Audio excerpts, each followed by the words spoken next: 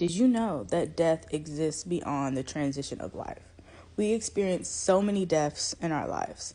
When you think about old relationships, old versions of yourself, old habits, old mindsets, it requires a sense of rebirth. You are dying to that old version of yourself. You are releasing those old relationships. And in those transitions are periods of grief.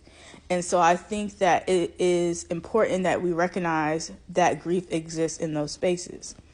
You're not the same person that you were a couple weeks ago, a couple months ago, a couple years ago.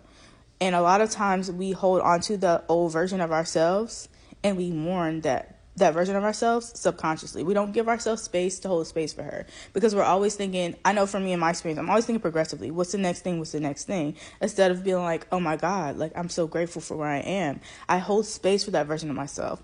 I'm not going to crucify her for, making mistakes or making decisions based on trauma or, she did the best that she could. And so for me as a death doula, it's very important to not only hold space for those that are at the end of their life or getting ready to experience a life transition, but those that are living, those that are grieving in real time. And that can look like anything. Maybe you're going through a divorce. Maybe, you ended a friendship with somebody. Maybe you lost a job. There's a element of mourning and grief attached to those things. And we must hold space for ourselves in order to really embrace this new version of ourselves and rebirth into the people that we need to be. If you have any questions, feel free to shoot them in the comments. I would love to answer any questions regarding grief or just support in life transitions.